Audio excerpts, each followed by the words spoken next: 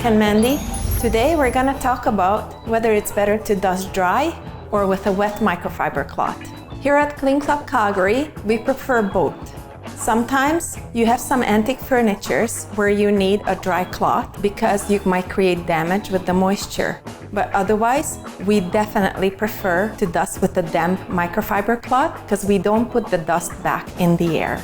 Now, let's talk about how to clean pet hair. The best way is by using a rubber brush.